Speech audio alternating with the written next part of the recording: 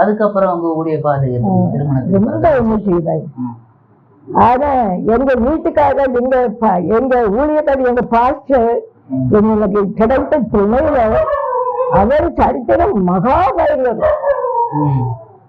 ஆமா, அவர் ஒரு காலத்துல ரவுடியா வாழ்ந்தவர். அந்த டேனாவூர் கிராமத்துல ரவுடியா வாழ்ந்தவர். ரவுடி கூட்டங்களை கூட்டிட்டு வந்து பயங்கரமாய் அவர் என்ன செய்வது அலைந்து தெரிந்த ஒரு வாலிபன். அவரு அந்த மிஷனரிமார்கள் உண்டாக்கின அந்த ஃபெல்லோஷிப்ல வேலை செய்திருக்கிறார். அந்த வேலை செய்த இடத்துல அந்த காலங்களில் மிஷனரிமார் வெளிநாட்டுல இருந்து வந்து அநாத பிள்ளைகளை அங்க எடுத்து வளர்த்தபடியினால அந்த மக்களுக்கு, அந்த அநாத பிள்ளைகளுக்கு வெளிநாட்டுல இருந்து ஏகப்பட்ட பணங்களை கொண்டு அந்த அரண்மனையில, அதாவது அந்த கட்டிடத்துல, அந்த கார்மேக்கல் அம்மா இருந்த இடத்துல அந்த அம்மாவுக்கு உதவியாக, ஒத்துழைப்பாக, ஆதரவாக வெளிநாட்டுல இருந்து ஏகப்பட்ட நன்மைகளை செய்து கொண்டிருந்தாங்க. ஆகையினால அந்த பெரிய பீரோ, அந்த பீரோல எப்போது நிறைந்து இருக்குமா பணக்கட்டு. கட்டருக்கு சோத்துறோம். எங்க வீட்டுக்காரரு மனம் திரும்பாத காலத்துல, ரட்சிக்கப்படாத காலத்துல, ரவுடியால் இருந்த காலத்துல அவர் அந்த இடத்துல அவர் வேலை செய்தபடியினால, அந்த ஸ்காலர்ஷிப்ல அந்த இடத்துல மிஷனரிமார் கைக்குள்ள வேலை செய்ததுனால அந்த பணங்கள் வாரது போறது, பத்திரப்படுத்துவது, அவங்க கொண்டு வந்து கொடுக்கிறது, எந்த இடத்துல வைக்கிறது எல்லாவற்றையும் செய்வது.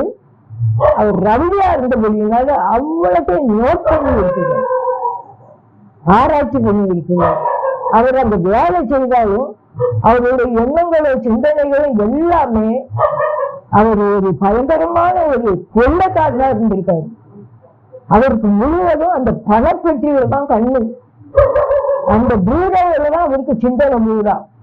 வேலையா இருந்தாலும் அவருடைய எண்ணங்களும் நினைவுகளும் சிந்தனைகளும் எப்போதும் அந்த பீரோவில தான். அந்த பீரோவுக்கு எத்தனை பூட்டு போட்டிருக்காங்க, அந்த எப்படி போகணும், அதை எப்படி எடுக்கணும், அதை எப்படி செய்யணும், எல்லாம் அவருடைய சிந்தனைகளும் மண்டைகளோட எண்ணங்களும் இதயத்தையும் எல்லாம் அவருக்கு அந்த பீரோவில தான். அது வெள்ளக்காரங்க உண்டாக்குன பீரோவா. அது அந்த காலத்தின் வார்த்தை கொடி. அது ஒருக்கரை பூட்டு, அதுல 7 பூட்டு போட்டிருக்குமா.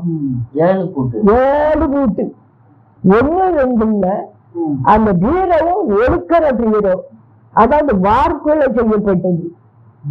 7 பூட்டம். யாரோட உடைக்கவே முடியாது. எப்ப போட்டாலும் உடைக்க முடியாது. ஆனா என்ன அவர் நடந்து கொண்ட அந்த ஊழியக்காரரு, அதாவது ரட்சிக்கப்படுறதுக்கு முந்தி ரவுடியால் இருந்த காலத்துல அந்த பொருளச்சீட்டுல வேலை செய்தேன்னு சொல்லி அந்த பீரோல அவர் என்ன செய்தாரு, துணிகரமாய் வேலை செய்ய ஆரம்பிச்சுட்டாரு. அதுல எப்போதும் போலீஸ் காவல் உண்டு, வாட்ச்மேன் உண்டு. அது வெள்ளக்காரங்களுடைய பயங்கரமான பலத்த பாதுகாவல் உள்ள காலங்கள். அவ்வளவு காவல் இருந்தும் என்னவே சொல்லுவாங்க, அதை கள்ளம் பெருசா காவல்காரன் பெருசான்னு சொல்லுவாங்க. அந்த பழமொழிப்படி இவர் முழுவதும் அதுவே சிந்தையா இருந்தபடினால எப்படியோ போய், எந்த நேரமோ போய், எப்ப போனாலும் தெரியாது, அவர் ரவுடியாவால் இந்த காலத்துல போய் 7 பூட்டையும் உடைச்சிட்டாரு. 7 பூட்டையும் உடைச்சி அவ்வளவு பணங்களையும், அதுக்குள்ள கட்டுக்கட்டா பணக்கட்டுகள் இருந்துடும், அவ்வளவு அள்ளி கொண்டு போயிட்டாரு. அவர் நம்ம திருநெல்வேலி மாவட்டத்திலே இல்லை, வெளியில கொண்டு போயிட்டாரு. அவரை காணல உடனே பீரோவும் திறந்து கிடக்குன்னு உடனே பொருளாட்சிக்குள்ள உள்ளவங்க உடனே அங்க போலீஸுக்கு ரிப்போர்ட் கொடுத்து தேடிட்டாங்க. தேடும்போது நம்ம எப்படியாவது கண்டுபிடிக்கப்படுவோம்னு இவர் எங்க தலைமறைவா போயிட்டாரு. சில நண்பர்களை அழைத்து கொண்டு தலைமறைவா போயிட்டாரு. கண்டுகொள்ளவே முடியல.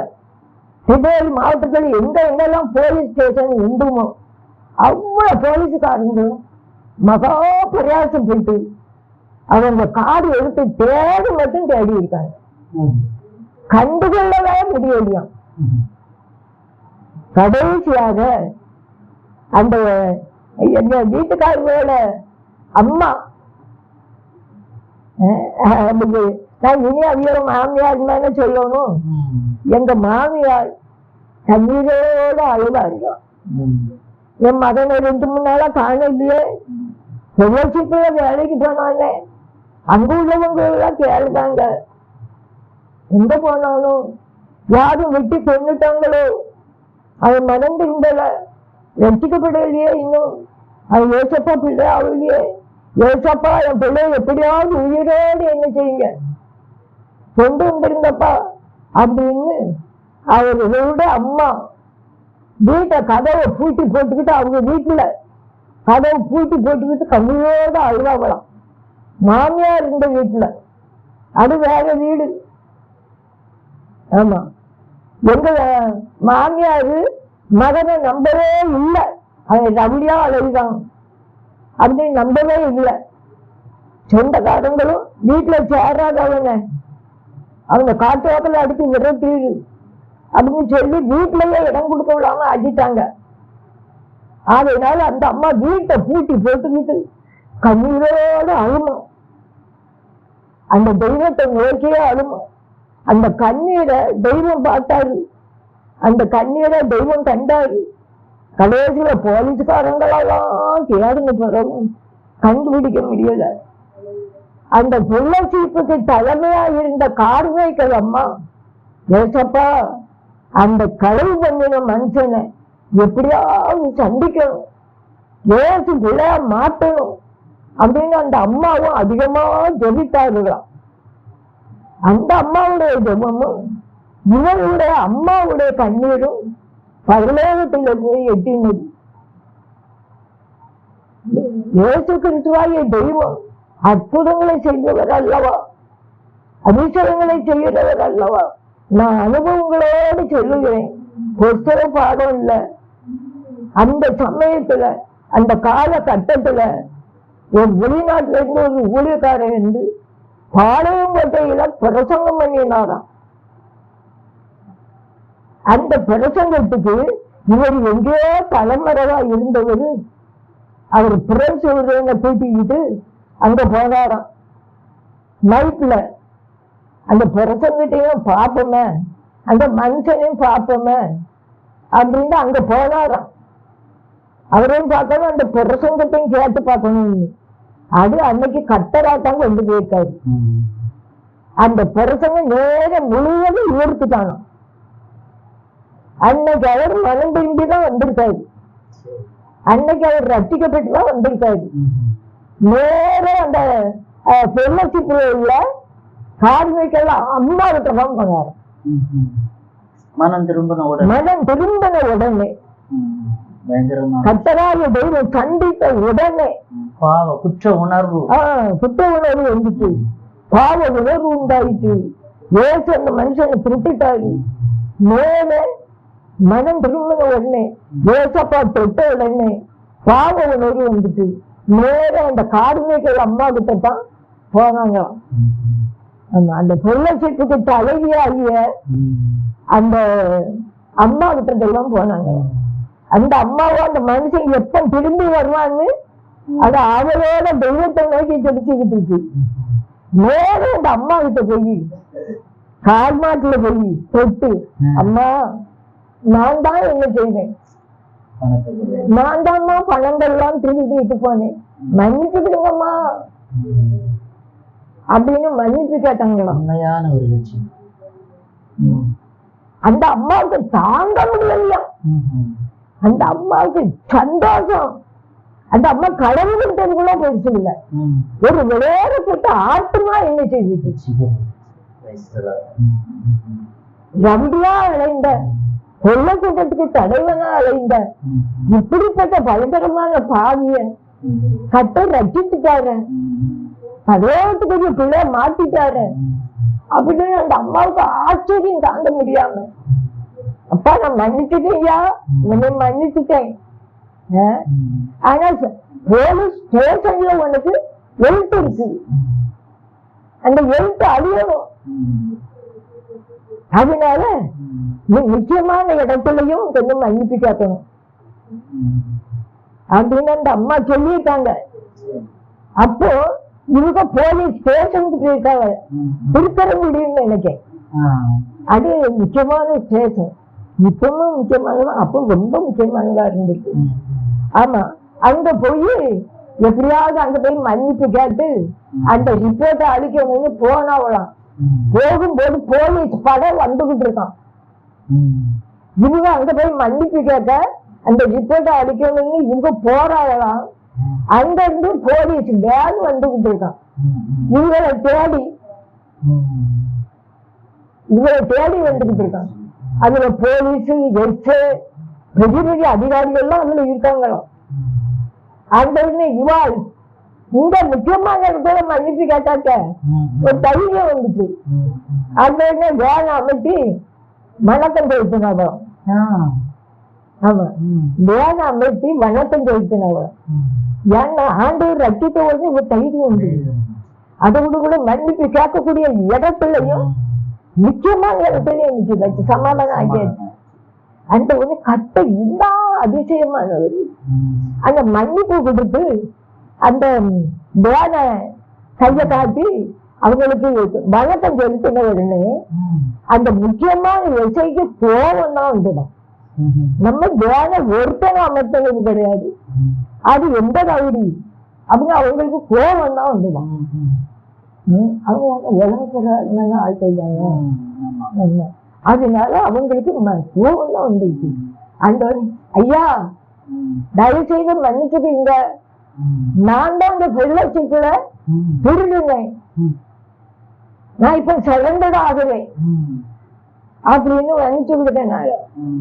ஏய், அங்க போய் மன்னிச்சு கையிலே வாங்கலாம். இந்த அம்மாவுக்கு போய் முதலாவது மன்னிச்சுக்காரு. ஆமா, கார்மிகள் அம்மா கிட்ட போய் ஃபர்ஸ்ட்ல அங்க போய் மன்னிச்சுக்காரு. அவங்க மூலமா தான் அந்த ரிப்போர்ட்டை அளிக்க முடியும். எல்லா ஸ்டேஷன்லயும் அவன் பேர் இருக்கு. திருநெல்வேலி மாவட்டம் முழுவதும் ஸ்டேஷன்ல எல்லா பக்கமும் அவன் பேர் ரிப்போர்ட் இருக்கு. நீ அந்த அம்மா கிட்ட போய் சமாதானம் ஆகணும்தான், அந்த அம்மா மூலமா தான் அதை அழிக்க முடியும், என்ன மன்னிக்க முடியும்.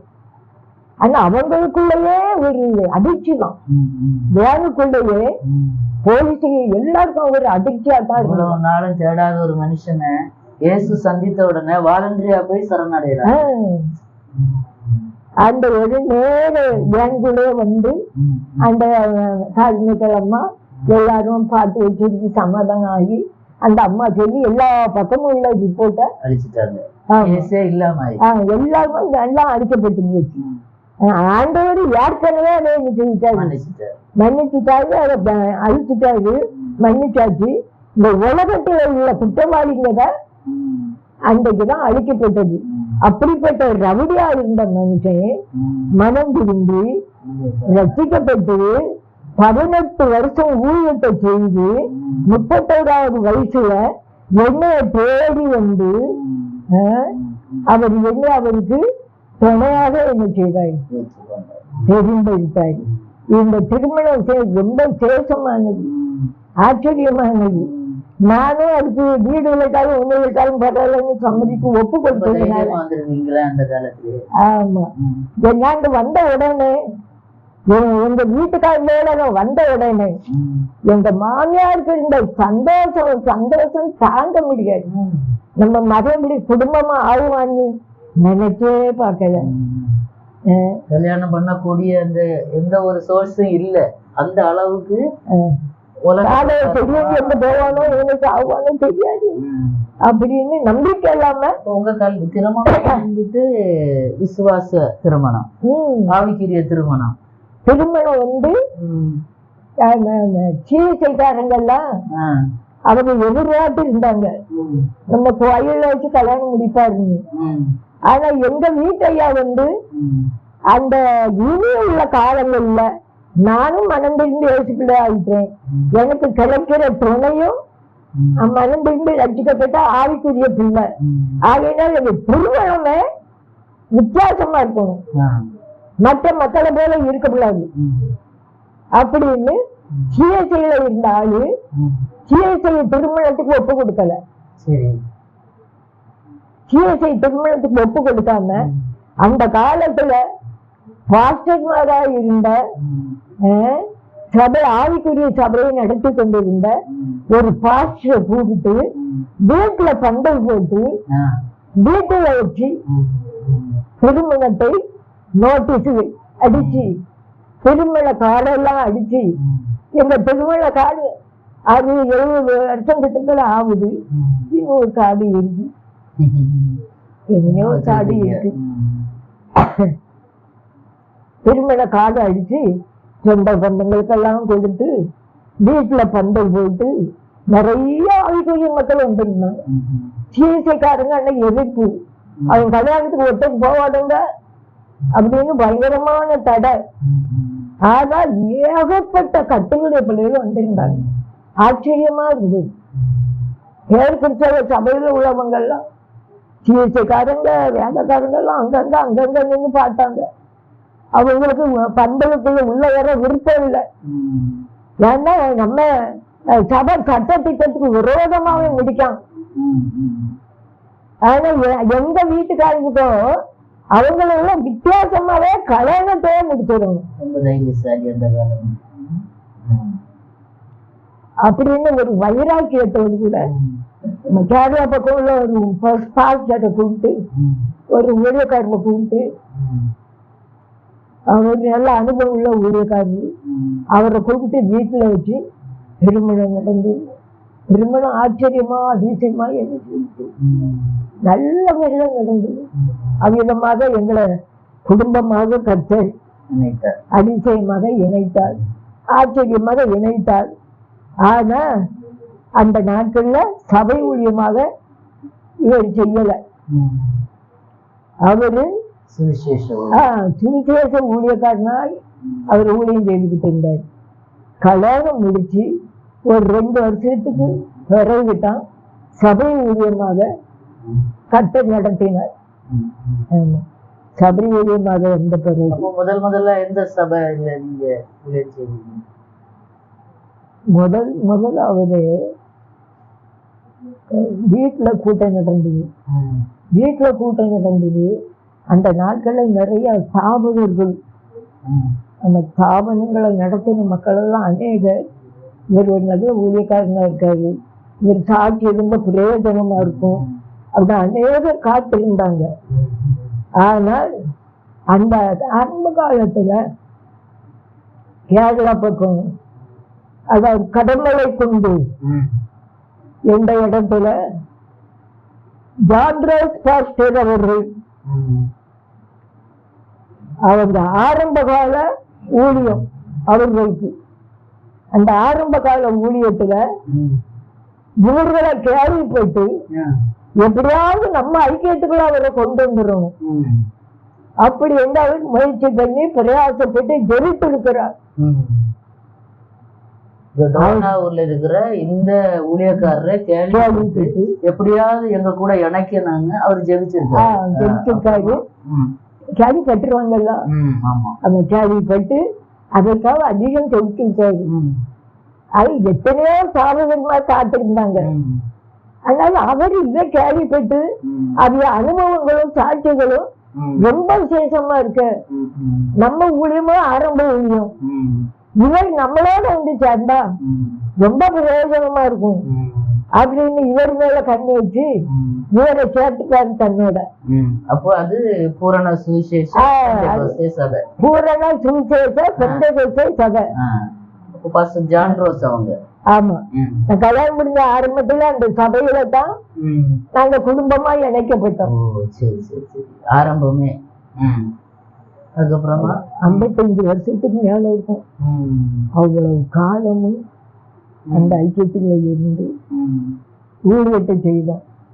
அவர் ஜபிச்சாரு. அப்புறம் உங்களுக்கு எப்படி அந்த நடத்துதல் தெரிஞ்சு போய் சேர்ந்தீங்க? புதுக்காசு தருவேன்.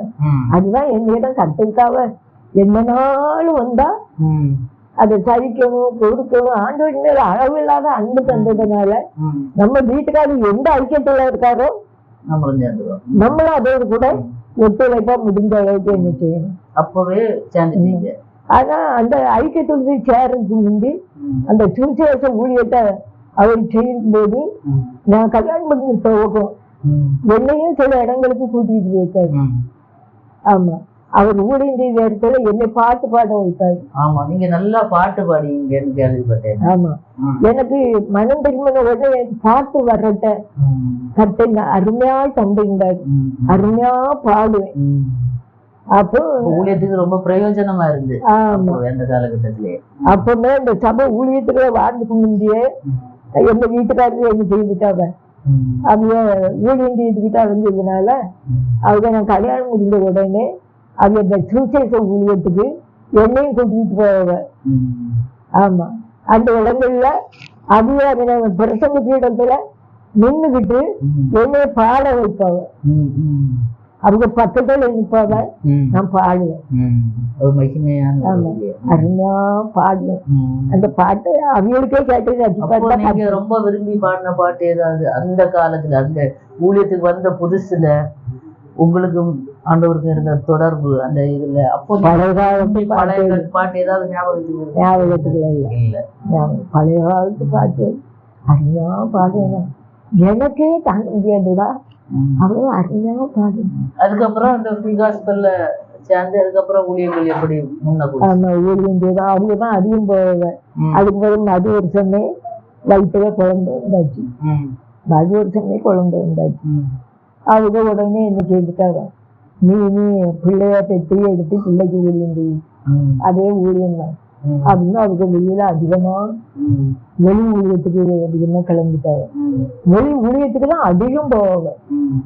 ஆமா, அதுக்கு பிறகு ஒரு 1.5 வருஷம் 2 வருஷமா வெளி ஊழியத்துக்கு கன்னியாகுமரி மாவட்டத்துல அதே அநேக இடங்கள்ல போய் அநேக சபைகள்ல போய் ஊழியம் செய்தாங்க. இந்த இடத்துல திருநெல்வேலி மாவட்டத்துல ஊழியத்துக்கு வாசல அடைச்சிட்டாங்க. ஆமா, அந்த கல்யாணம் சபை சட்டத்திட்டத்தின்படி நடத்தல. அவன் கிறிஸ்தவ சபைக்கு விரோதமா கல்யாணத்தை முடிச்சான். ஆமா, அத சிஎஸ்ஐ வேற ஒழுங்குபடி என்ன செய்யல.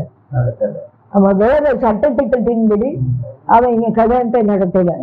அதனால இந்த பாவங்கள்ல அவனுக்கு இடம் கொடுக்க கூடாது, ஊழியத்துக்கு இடமே கொடுக்க கூடாதுன்னு திருநெல்வேலி மாவட்டம் முழுவதும் ஊழியத்துக்கான வாசலை அடைச்சிட்டாங்க. ஆனா கத்தர் கன்னியாகுமரி பக்கத்துல அவங்களுக்கு ஊழியத்தை வாசலை திறந்து கொடுத்தாரு. கன்னியாகுமரி பாவத்துல போய் ஊழியத்தை செய்தாங்க. அதிகமா வாசல் திறக்கப்பட்டுச்சு. அவங்க ஊழியத்துக்கும் என்ன செய்தாங்க. அந்த காலங்கள் தான் சாந்திரத் பாட்டு சேர்த்து எடுத்து கேள்விப்பட்டிருப்பாருல, கன்னியாகுமரி மாவட்டத்துல எப்படி ஊழியம் செய்தான். அப்ப அவருடைய செய்திகளையும் கண்டது சாட்சிகளையும் அறிஞ்சு கேள்விப்பட்டு இந்த பாகத்திலையும் இன்னும் நல்லா ஊழியம் செய்தாங்கிற அறிஞ்சு அவர் ஐக்கியத்திலே சேர்த்துட்டாரு. எவ்வளவு பிரயாசப்பட்டாரோ, அக்கா எவ்வளவு ஜெயம் பண்ணாரோ. தேசியில பிடிப்பட்ட ஆட்கள் உங்களுக்கு விரோதத்துல இணைய மாட்டாங்க. இணைச்சிட்டாரு. எப்படிங்க இணைச்சு சேர்ந்து அதுல அவருக்கு அதிகமா ஒத்துழைப்பா இருந்தாரு. சார்ந்து ஒப்பாட்டுல அநேக திருமணங்களை இவ்வளவு போய் நடத்த செய்வாரு அந்த காலத்துல. ஆமா, அந்த காலத்துல அதுக்கு லைசன்ஸ் எல்லாம் வாங்கி கொடுத்துட்டாரு. ஆமா, கல்யாணம் முடிக்கலாம் இல்லையே. நம்ம கல்யாண ரசீது வாங்கி கொடுத்து இந்த கல்யாண ரசீதுக்குள்ள போட்டு கடந்து இருந்த காலம். அதனால அவங்க அந்த சபைகள் எல்லாம் கல்யாணம் முடிக்க கூட சில நேரம் போவாங்க, அழைச்சிருப்பாங்க போவாங்க. அப்படியே அங்க அவருக்கு ரொம்ப முதலிடம் கொடுத்து வச்சிருந்தாரு, ரொம்ப முக்கியத்துவம் கொடுத்து வச்சிருந்தாரு. ஆரம்ப கால பூரண சுவிசேஷ பெந்தெகோஸ்தே சபை வளர்வதற்கு இவர் ஒரு பெரிய முக்கியமான ஆளா இருந்தாரு. அந்த காலத்துல தான் தேங்காய் பட்டணத்துல பொன்னா பாசு இன்னைக்கு அறிவிப்பட்டிருக்கிய இல்ல, கேரளாவில தான். அது பொன்னா பாசு ராமத்துல உள்ள அவரு இதோட வந்தாரு. இங்க போறது கொஞ்ச நாளைக்கு அதுல இருந்து வந்துட்டாரு. அதோடு கூட பட்டாளம் அந்த ஏன் கேருங்க இப்ப மூடி பின்னுக்கு மகளுக்கு இருந்தாரு. காலைக்கு உரிமையிடமா அது பேர் அவர் பேர் பட்டாளம். அவரு ராணுவத்துல வேலை செய்தவர். அவர் பேரு சாசன்.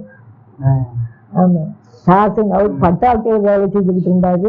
ரிட்டையர்டு ஆகுன உடனே இந்த காங்கிரஸ் பார்ட்டியில வந்து என்ன செய்துக்கிட்டாரு, இணைந்துக்கிட்டாரு. அப்படி அநேகர் வந்து அதுல வந்து இணைந்தாங்க. அப்ப அதுல சேர்ந்த பிறகும் சேர்ந்து அநேகர் சேர்ந்தாங்க. அந்த காலத்துல உள்ள ஊழியக்கார். அவர் ஆரம்ப கால ஊழியம். அப்போ பாஸ்டர் தாமஸ் அவங்க அது இப்போ அவர் வந்து இப்போ அவரு செத்து போன பிறகு அவர் காங்கிரஸ் பார்ட்டி செத்து போன உடனே இந்த ஊழியத்துக்கு ஆளு பார்த்தாங்க, தலைமையாக்களுக்கு பார்த்தாங்க. அந்த நேரத்துல தாமஸ் பார்ட்டி வந்து அவர் வாத்தியாரு. அவர் பள்ளிக்கூடத்தில் அவர் முக்கியஸ்தர். அது மட்டும் இல்ல, அரசியல்ல இவரு ஒரு கட்சியில ஒரு தலைவர், அரசியல்ல தீவிரவாதி. வாத்தியாரிகளும் கூட அரசியல்ல தீவிரவாதியும் கூட நல்லா பேசுவார்.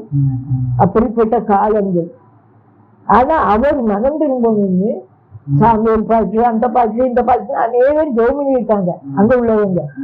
எப்படா இவர் இவ்வளவுக்குள்ள அரசியல்ல நின்று என்ன வைராக்கியமா வீராகரமா இருக்காரு அப்படின்னு அவர் மனம் திரும்பணும் அநேக ஊழியக்காரங்கள் ஜோமினி இருக்காங்க. அந்த அம்மாவும் எப்படியோ மனம் திரும்பி இருந்திருக்கு, அதுவும் ஜோமினி இருக்கு. எல்லா திங்கத்தையும் கேட்டு ஆண்டவர் அவரே என்ன செய்யிருக்காரு, திருப்பிருக்காரு. அவர் மனம் திரும்பி அவர் இந்த புல்காட்சி சபையில தான் தொடர்பு வச்சுக்கிட்டு இருந்திருக்காரு. வாத்தியராக இருந்துக்கிட்டு அதுல போய் கொண்டாடி கூட சேர்ந்து அதுல ஆராதனையில பங்கெடுத்துக்கிட்டு அப்படி இருந்திருக்காரு. அப்படி அவர் வாத்தியார் வேலை செய்யும் போது எங்களை குடும்பமா அழைச்சிருந்தார். ஆமா, பல்வாடியில வாத்தியாரா இருந்தார். பல்வாடியில அந்த காலமே கன்னியாகுமரி. ஆமா, நீங்க வந்திருக்கீங்க. பல்வாடியில வாத்தியாரா இருந்தாரு. அந்த பல்வாடியில எசுரேபாசுன்னு சொன்ன உடனே அவருக்கு பேர்பட்ட ஒரு அப்படி கேள்விப்பட்ட உடனே நம்ம சபையிலையும் அவரை கூப்பிட்டு என்ன செய்யணும். அவரு சிஎஸ்சிக்கு தான் போயிட்டு இருந்திருக்காரு. இல்ல, இந்த இவங்க செபத்தல் கேட்டு பெண்டே வச்சு போயிட்டு இருந்திருக்காரு. அவரு ஊழியக்காரனா இல்ல, ஆமா விசுவாசியா நம்ம பூர்வீக சபையில போய் தொடர்பு வச்சுக்கிட்டு ஆராய்ச்சிக்கிட்டு இருந்திருக்காரு. அவரு அந்த நாட்கள்ல எங்களை அழைச்சிருந்தாரு. எங்க வீட்டுக்காரர்கள் சாட்சி எல்லாம் கேட்டு வச்சு எடுத்து அவருக்கு இந்த ஆசை வாத்தியாரா இருந்த காலத்துல எப்படியாவது அந்த அம்மாவையும் பார்க்கணும், அவரையும் பார்க்கணும், நம்ம வீட்டுக்காரர்களெல்லாம் அழைக்கணும், ஒரு நாள் எப்படியாவது அவருக்கு விருந்து நடத்தணும் அப்படின்னு அவருக்கு ஆசை. அந்த உடனே எங்கெல்லாம் அழைச்சிருந்தாரு. அந்த நாங்க போயிருந்தோம். அப்ப அந்த அம்மாவுக்கும் வயசுக்கு ஒரு அழகா இருக்காங்க. அவருக்கு இருந்து ரொம்ப சந்தோஷம். என்னையெல்லாம் கண்டவனே பார்த்தவர். இந்த சின்ன வயசுலயும் இந்த அம்மா இந்த இப்படி கண்டிருக்குதா ஆண்டவர் நேசிட்டு அப்பவே அவருக்கு ஒரு உணர்வு தான். ஆமா, அந்த அம்மாவுக்கும் ஊழியத்தை ஆசைப்பட்டுதான் இருந்திருக்கு. அதனால அவையா ஆசைகளையும் வாஞ்சைகளையும் கட்டையும் என்ன செய்வாரு, நிறைவேற்றுவார்களா ஏற்ற காலங்களே அவர்களையே என்ன செய்விட்டாரு. காங்கிரஸ் பாஸ்டருக்கு பிறகு அடுத்த தலைவர் இவர் தான். அது அவர் மறித்து போன உடனே அவர் காங்கிரஸ் பார்ட்டியில் உள்ள காலத்துல அவர் மறித்த உடனே அவர் காலத்துல உள்ள ஊழியக்காரன்மாரெல்லாம் நீ யார தலைவனா தேர்ந்தெடுக்கிறது, யாரை தேர்ந்தெடுக்கிறது அப்படின்னு அவங்களுக்கு எல்லாருக்கும் ஒரே குழப்பம். அப்படி இருக்கும்போது அந்த காலத்துல ஊழியக்காரன்மாரெல்லாம் மீட்டிங் போட்டு அதை இவாளையும் கூப்பிட்டு இவாளும் போயிட்டாவ. ஆமா, அந்த மீட்டிங்ல அவங்க எல்லாரும் நினைச்சாங்களாம் அந்த தேங்காய்பட்டணத்துல அந்த பொன்னியா பாட்டு நல்லா பிரச்சனை பண்ணுதாரு, ஜாண்டு பாட்டுக்கும் நல்லா வலது கையா இருக்காரு, நல்லா அவர் ராணுவத்தில் உள்ளவரு, பல அனுபவங்களோடு கூட பிரச்சனை பண்ணுதாரு அப்படின்னு அவரைத்தான் தலைவனா இருக்கணும் அப்படின்னு எல்லாரும் புரோக்கரம் போட்டாங்களாம். எல்லாரும் ஏதோ வீட்டு அவரைத்தான் எடுக்கணும், அவரைத்தான் எடுக்கணும்னாங்களாம். இஸ்ரேல் பாட்டுக்கு மட்டும் ஆமா இல்ல, தாமஸ் வாத்தியார் தான், தாமஸ் சாரைத்தான் எடுக்கணும், தலைவரா தெரிஞ்சு எடுக்கணும். அவங்க இவாள் தான் அந்த மீட்டிங்ல பயங்கரமா சொன்னாங்க. அப்போ தாமஸ் பாஸ்டர் தலைவராக மாறுவதற்கு முக்கிய பங்கு பாஸ்டர் முக்கிய அவர் தலைவரை வரதுக்கு முக்கிய பேரு இவன் தான்.